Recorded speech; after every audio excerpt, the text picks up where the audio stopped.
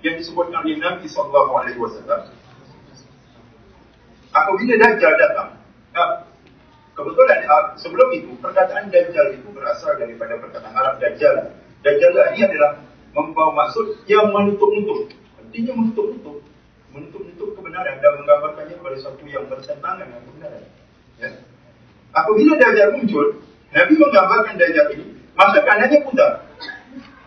Dan kanan ini selalunya dikaitkan dengan kebaikan, yang dikaitkan dengan kebenaran, the truth. Ya. Dan mata kirinya bersinar ibarat bintang. Mata kiri ini dikaitkan dengan keburukan, kejahilan, kepalsuan. Tetapi itu yang dipaparkan sehingga yang baik itu tak nampak. Tetapi yang buruk itu yang menyerang. Ini cabaran kita ya, bila kita bercakap tentang menerima maklumat pada hari ini. Bagaimana kita memperkasakan diri kita. How do we empower ourselves, so that we are able to see through the news and membuang kalau padi itu membuang ampasnya ataupun pasang kulit luarnya dan mengambil manfaatnya, iaitu beras yang boleh dimasak dan dimakan dan mengenyang. Itu cabaran. Ya.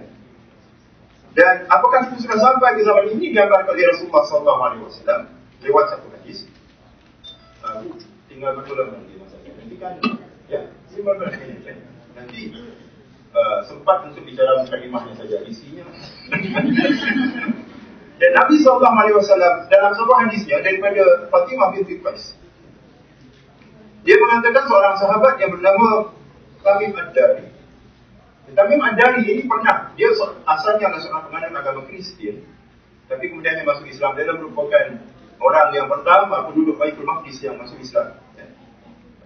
Sebelum Baitul Maqdis dibuka lagi, sehingga Rasulullah SAW mewakafkan sebahagian daripada bumi Hebron ataupun Al-Khalil itu kepada Tamim Ad-Dari. Dan status tanah wakaf ini masih sah ya, sehingga hari ini, sehingga Imam Al-Ghazali mengatakan sesiapa yang mempertikaikan status tanah wakaf milik Tamim Ad-Dari dan keluarga dan keturunan ini, maka jatuh kafirlah dia. Jadi kalaulah mempertikai dan mempersoalkan tanah wakaf di bumi Palestin yang dijajah pada hari ini, yang besar disegangkan boleh jatuh kafir, apatah lagi mengiktiraf negara Israel yang menjajah seluruh bumi Palestin. Ini nota tambahan yang saya ingin ingatkan ibu-ibu, dan sebenarnya bukan pilihan yang kita bercakap tentang perjuangan dan tentang penjajahan Israel. Ini adalah soal akidah, soal mempertahankan keimanan kita. Jadi Tamim Ad-Dari ini pernah melarikan diri bersama 30 orang menaiki sebuah kapal, terdampar di sebuah pantai, lalu dia terjumpa dengan satu makhluk yang bodoh yang memperkenalkan dirinya sebagai Dajjal. Dajjal ini adalah ibarat orang suruhan, agent, ya, spy yang membuat kerja-kerja espionage, ya, kerja-kerja polisikan. Itulah dalam konteks hari ini.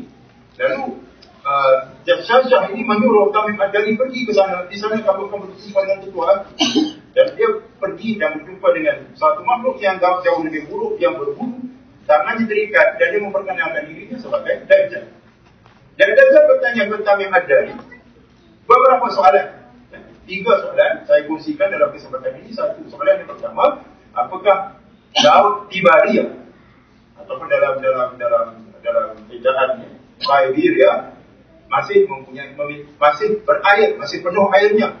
Ini Laut Siberia ini juga dikenali dengan The Sea of Galilee, yang duduknya di utara daripada The Dead Sea ataupun Laut Mati, ya. Itu sepadan di antara Jordan, Syria, Suria dan Palestin yang terjadi. Lalu Tamim Ad-Dari mengatakan, ya, masih penuh. Kemudian Dajjal mengatakan, apabila air itu surut, itulah masa kemunculan aku. Ya. Jadi baru-baru ini saya sempat ke Jordan. Tidak dapat menghampiri laut ataupun tasik Siberia ini kerana kedudukannya sudah dikepung oleh Israel. Lihat daripada jauh saja. Tapi saya merujuk kepada satu berita sekitar tahun 2001, agensi berita Israel sendiri, ya, Haaretz, melaporkan bahawa Laut Siberia sudah surut dan tidak akan pulih lagi. Bermakna dia tidak akan kembali kepada parasan yang asal, dan dia akan terus susut memberikan kita satu isyarat sebenarnya apa yang digambarkan oleh Rasulullah lewat pengalaman kami pada hari ini telah pun menjadi kenyataan. Lalu kami pergi ke selatan melihat membandingkan dengan Laut Mati, oleh kerana kedua-duanya Laut Taibira dan Laut Mati ini berada di bawah paras laut. Ya. Maka benar memang Laut Mati menunjukkan paras yang susut berdasarkan kepada soft deposit yang ditinggalkan. Memang jelas kelihatan susutnya ya, Laut Mati ini, dan mereka menjangkakan sekitar 20-50 Laut Mati mungkin akan kering dan tidak menampung air lagi ketika itu. Jadi saya kongsikan hadis ini untuk menunjukkan kepada kita mesti sedar dan insaf. Kita sekarang ini sedang berhadapan dengan kerja-kerja dajjal yang berusaha untuk menutup kebenaran dan mendedahkan kepalsuan, sehingga manusia yang tidak ada bekal dalam hidupnya, iaitu bekal berpandukan kepada Quran dan hadis Nabi SAW, mereka akan tertarik dan terpedaya, tertipu dengan keburukan yang digambarkan sebagai kebaikan, dan kebaikan yang digambarkan sebagai keburukan. Baiklah, dalam 10 minit yang terakhir ini, mungkin sekadar ya untuk berkongsi dengan rakan-rakan teman-teman khususnya daripada Malaysia, ya, apakah mungkin yang boleh kita fikirkan bersama, ya. Bila kita bercakap tentang oleh-oleh ini, minta maaf ya, tuan-tuan dan puan-puan, teman-teman daripada Malaysia.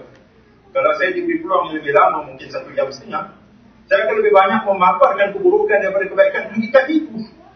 Hakikat itu, ya. Oleh-oleh ini selalunya sesuatu yang ditunggu-tunggu. Ya, kalau namanya oleh-oleh, saya pulang daripada Amerika ni, saya membawa oleh-oleh. Sudah tunggu saudara mara, rakan taulan semua tertunggu-tunggu apakah oleh-olehnya, tapi malangnya oleh-oleh yang saya bawa lebih banyak buruk daripada